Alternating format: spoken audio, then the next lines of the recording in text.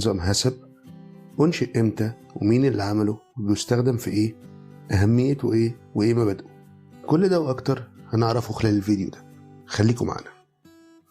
لاني انا مسؤول فيها، مسؤول قدام ربنا على سلامة الناس. النقطة اللي احنا اتكلمنا فيها من الاول اللي هي كانت الامن والسلامة، الوقت انا مسؤول قدام ربنا على سلامة الناس. رامي صاحبه اهلا بحضرتك، كل عام وحضرتك بخير. ماشي، فانا مسؤول على سلامة الناس، فلازم نرتقي، لازم نكون فاهمين مهنتنا صح. مش ان انا خلاص انا عايز اعمل مطعم، هجيب 1 2 3 هيقوموا المطعم، يقوموا زي ما يقوموه، المهم ان انا اخر النهار بلم فلوس.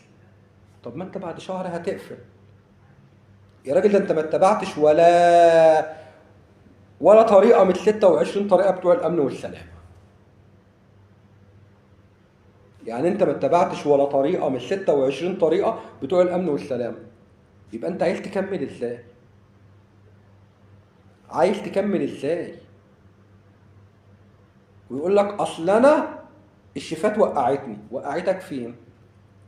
الشيف وقعك، معلش انت تستاهل انك تقع، مستاهل انك تقفل بعدها بيومين، تستاهل بصراحه، انت ابن حلال وتستاهل. ليه؟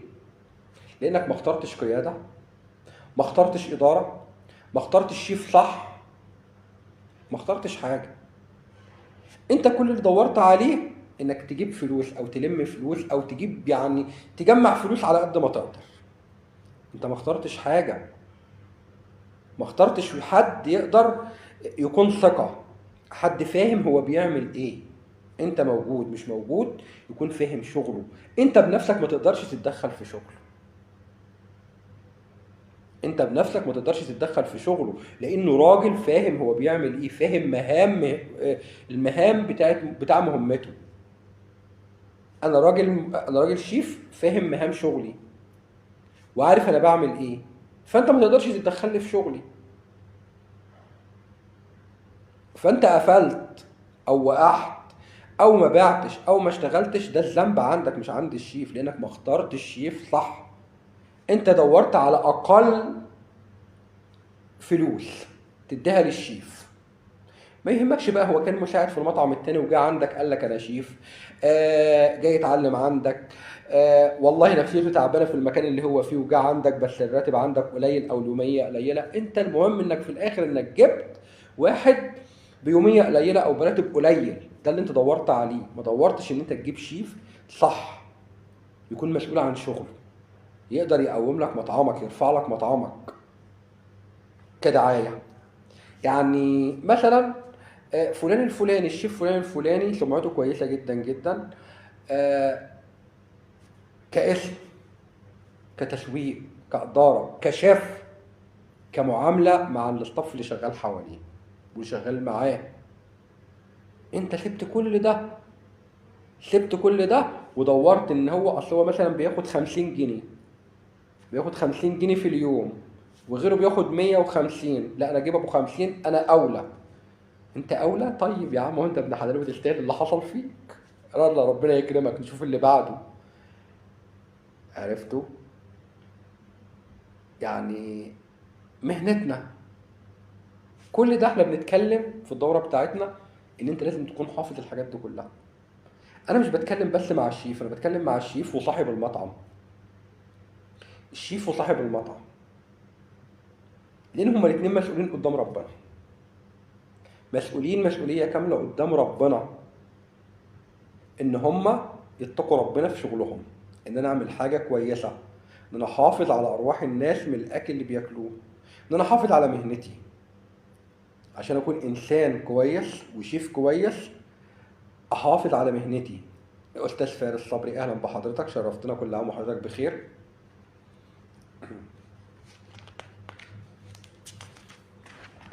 طبعا حاسس ان انا طولت عليكم جدا بصراحه يعني. نتكلم عن الصلاحيه. مستر محمد حجازي ربنا يخليك يا رب. نتكلم عن الصلاحيه. في ناس بتعمل الصلاحيه يوم، يعني مثلا انا عملت مثلا النهارده حمام محشي، وليكن حمام محشي، سويته النهارده، سلقته النهارده، جهزته النهارده، طهيته النهارده. بس انا ما اقدرش احطه في التلاجة عشان البلديه ممكن تيجي عندي بكره. البلديه هي في مصر اسمها ايه؟ اللهم صل على النبي، الصحه. معلش، تقريبا اللهجه اتغيرت من بلد لبلد. الصحه. انا ممكن احطه في التلاجة فبكتب عليه بقى ايه الانتاج. النهارده مثلا 5/4/2024. ده الانتاج. الانتهاء امتى؟ يوم 6/4/2024. بسم الله ما شاء الله تبارك الله عليك. كده انت اثبتت لي انك شيف صح. كده انت ضحكت على الصحة وضحكت على الناس كلها وعملت صلاحية يوم 24 ساعة. ليه 24 ساعة يا حبيبي؟ ليه 24 ساعة؟ ما هو انت لو فاهم شغلك هتعرف ان التبريد من 3 ل7. التبريد، بتكلم على تبريد مش تجميد، انا بتكلم على تبريد من 3 ل7، والتجميد من 15 لشهر، من 15 يوم لشهر. ام رويدة اهلا بحضرتك. ماشي. الحمد لله يا فارس، اخبارك يطمنا عليك، يا رب تكون بخير ان شاء الله. فانت ما تفكرش ان انت كده ضحكت على بتاع البلديه، ان هو بتاع البلديه ممكن يجي لك تفتيش من البلديه، فهو شاف ان الحمام معمول امبارح بتاريخ 5/4 والنهارده 6/4، ده الانتهاء بتاعه. طب سؤال معلش، لو انت ما بعتش حمام، عامل 20 50 100 حمامه ما بعتهمش وكاتب عليهم كلهم الانتهاء يوم 6/4، هترميهم؟ انت اللي كاتب. انا بسالك، انت عملت لي الصلاحيه 1 يوم 24 ساعه من يوم 5 ليوم 6. طب لو ما بعتش حمام هترميه، ولا هتيجي اخر النهار تشيل الصلاحيه وتكتب صلاحيه جديده، وهكذا ممكن تقعد معاك شهر؟ يبقى انت ما بتفهمش في مهنتك. كده انت ما انتش فاهم في مهنتك، انت بتقلد حاجات شفتها. انت على فكره حافظ مش فاهم، تبقى كده شيف حافظ مش فاهم. يعني حتى الصلاحيه ما انتش قادر تفهم فيها. طيب اقنعني انك شيف، اقنعني انك شيف، اقنعني انك شيف. وتلاقيه جاي ما شاء الله عليه. يا جماعه، التفريش حاجة والتبريد حاجة، اللحوم النية حاجة واللحوم المطهية أو المستوية حاجة. ما ينفعش أحط لحوم مستوية جنب لحوم مجمدة. تلاقيه عامل لك فريزر ما شاء الله، حاطط لك فيه حمام مستوي، بط مستوي، مش عارف ايه مستوي، وجنبه لحمة لا عشان الكفتة، وحمام جاي، راجل جايب حمام النهارده حطه في التلاجة. يعني جاب حاجات كتير على بعضها، عمل كوكتيل وحطه. طب انت ما فصلتش. حمادة السعيد أبو شهد أهلا بيك، كل عام وأنت بخير. أنت ما فصلتش، أنت ما عندكش الوقت فاصل. أنت حاطط كله مجمد على مبرد على مطهي، وبرضه جاي تقول لي أصل أنا خدت دورة في الصحة والسلامة والموارد البشرية ومعايا شهادة. شهادة إيه اللي أنت معاك؟ شهادة إيه اللي أنت معاك؟ إذا أنت طلعت ما أنتش فاهم أي حاجة في شغلك. أنت طلعت راجل حافظ مش فاهم، مش قادر اصلا تقرر ده ايه وده ايه. يبقى اقتنع لك بورق ازاي؟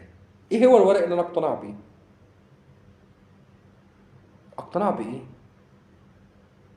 ما اما انت سوري في اللفظ اللي انا هقوله، سوري يعني، انت يا اما جاهل مهنه وصاحب المطعم جاهل مهنه، يا اما انت بتضحك على صاحب المطعم. محمد ابو كريم، اخبار حضرتك؟ كل عام وحضرتك بخير، نورتني. يا اما انت جاهل مهنه، يا اما بتضحك على صاحب المطعم، يا اما صاحب المطعم اصلا يستاهل برضه، لان هو في الاول وفي الاخر هو اللي دور على الحاجه الرخيصه. انت يا شيف، يا راجل اللي بتنزل لابس يونيفورم ابيض ولابس توك وجوانتي كلافز، بلاش جوانتي عشان الناس بيزعلوا، ماشي، لابس كلافز في ايدك، واوقات تبقى لابس كمامه كانك داخل بتاع منفعل نووي، لان الحاجات دي انا شفتها كتير. عرفت؟ يعني انت ما شاء الله انت ملتزم بالزي وسبت الباقي. يا راجل حتى ان شاء الله تجيلي الشغل عريان، بس تكون ملتزم باساليب المهنه، بطرق المهنه. التزم باللي انت اتعلمته ده. اللي انت لو كنت اتعلمت حاجه.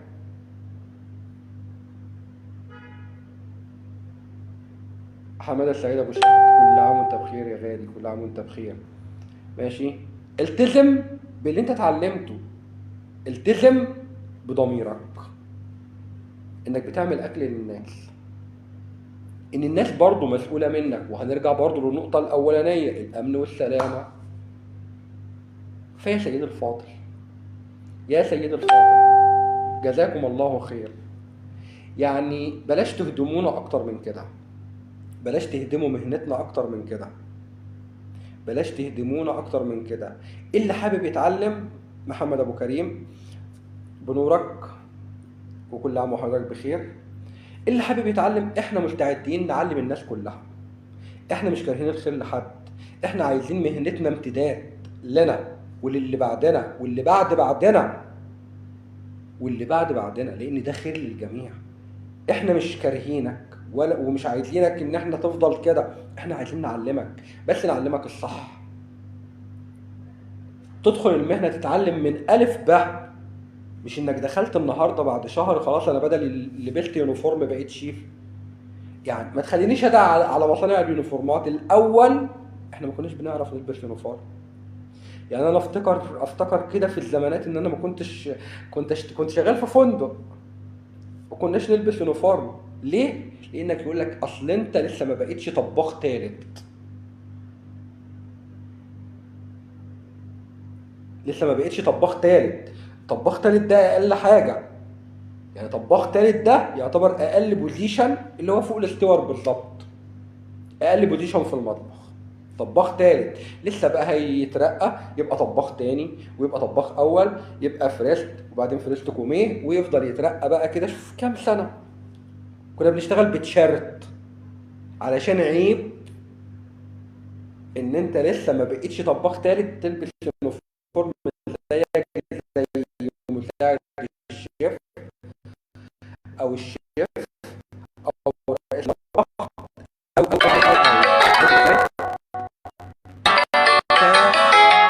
ده كان كويس لنا، كويس لنا جدا. اتعلمنا صح، حفظنا القوانين صح، قدرنا نعمل حاجة صح، بقينا شيفات صح الحمد لله. انما انت النهارده ما شاء الله تتضايق من واحد، تبقى شغال معايا النهارده تتضايق مني، بعد اسبوع تروح تشتغل مع واحد تاني، تروح تشتري يونيفورم وتوك، وتلاقيه جايب طقم السكاكين كانك شغال في المسلخ. مع احترامي لكل بتوع المسلخ، ناس ما شاء الله معلمين وفل الفل. ماشي. وتقول لك انا بقيت شيف. طب انت شيف ايه برضه؟ انا بقيت شيف سكينه. بيعمل ايه شيف السكينه ده؟ بيعمل ايه شيف السكينه؟ طيب يا عم انت بتموت الناس، بتدبح الناس، بتقتلهم، ما تقول لي شيف السكينه ده شغال ايه؟ ما احنا كلنا بنمسك سكاكين وبنمسك سواطين. طيب شيف السكينه ده مهنته ايه؟ شيف السكينه يا جماعه، حد يرد عليا في التعليقات جزاكم الله خير، يقول لي شيف السكينه ده مهنته ايه في المطبخ؟ عشان واحد يقول لي انا شيف سكينه، بتعمل ايه بالسكينه؟ طيب ما هو انت يا جارد مانجي يا سخن يا حلويات. ادخل بقى على الايطالي. يا راجل ده انا قعدت 5 سنين ما بعرفش اعمل حاجه في الايطالي. 5 سنين ما بعرفش اعمل حاجه في الايطالي. الكلام ده كنا تقريبا في 2005، فندق سلطان الغردقه. وانت جاي في اسبوع بقيت شيف سكينه؟ والله انت مية مية، انت مية مية ما شاء الله. علشان كده تلاقي ما شاء الله بقينا شيفات كتير جدا جدا جدا لابسين يونيفورمات بيضة وتوكات، ولا مش بيتخانق للدرجه دي يعني، وانا بتخانق شيف سكينه يتخانق هيموت اللي قدامه. ربنا يحفظنا جميعا ان شاء الله. وتلاقي ادخل المطبخ اشتغل يوم وتاني يوم ما شاء الله عليه لا يفقه شيء. يعني مش عارف الفرق بين اي حاجة ولا اي حاجة، المهم ان هو لابس يونيفورم. يا جماعة يا جماعة، احنا بنتمنى ان مصانع اليونيفورمات، انا واحد من الناس اتمنى ان اي مصانع اي محلات ومصانع بتبيع يونيفورم، وانت رايح تشتري من محل يونيفورم كانك راجل شيف، ما تشتريش يونيفورم يعني هو يرفض يبيع لك الا لو كان معاك تصريح او كارنيه تبع شركه تبع نقابه ان انت شيف. لان الامر اختلط، الامر اختلط. ما عدناش عارفين مين شيف ومين مش شيف، مين صنايعي كويس ومين مش صنايعي كويس. ما عدناش عارفين نعد اسماء البوزيشنات اللي موجوده. يعني ممكن السنه الجايه على 2025 لو ربنا احيانا كده ان شاء الله نلاقي حاجات اسماء جديده طلعت. ليه؟ لان احنا شغالين بدون وعي. يقول لك انا معايا 50 شهاده خبره. خدتهم منين ال 50 شهاده خبره اللي عندك 20 سنه؟ خدتهم منين طيب؟ يعني مين اللي اداك مين اللي اختبرك واداك شهاده خبره؟ مين اللي اختبرك واداك شهاده خبره؟ مين اللي امرك واذنك انك تبقى مسؤول عن ارواح الناس؟ ما هو لازم انسان اصلا يكون موثوق فيه ان هو يختبرك عشان يديك شهاده خبره انك شيف تقدر تكون مسؤول عن مطبخ او عن مطعم او حتى عن فندق. مين اختبرك؟ مين عينك على حياه الناس بدون اختبار عشان يديك 50 شهاده خبره؟ وبناشد اي اكاديميه اي اكاديميه اي اكاديميه اتقوا ربنا فينا، اتقوا ربنا فينا، مش عشان تلم فلوس من الناس تدي شهادات خبره ان ده شيف مش عارف ايه وده شيف مش عارف ايه وده شيف مش عارف ايه. اتقي ربنا، اتقي ربنا، الامر اختلط. انا جاي عايز شهاده خبره، خدني اختبرني، اعمل لي تيست يوم واثنين وثلاثه وعشرة، اسالني اسالني اسالني وبعد كده اختبرني. مش المهم ان انا اخد منك فلوس عشان اعمل لك شهاده. ارواح الناس بقت متعلقه في رقبتنا كلنا. عشان كده مطاعم كتير بتقفل ليه؟ اللي بيحصل.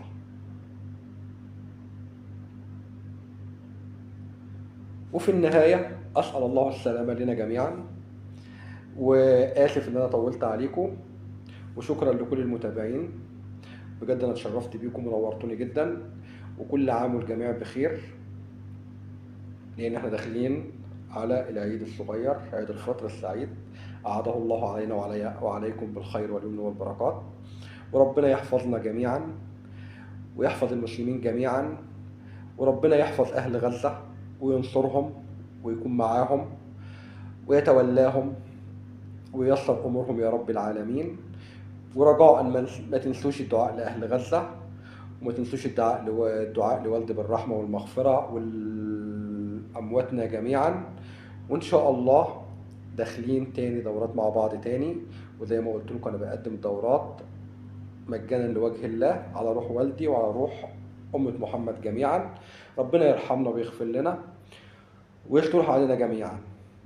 ومعلش أنا آسف لو كنت طولت عليكم، وبجد اتشرفت بيكم جميعا.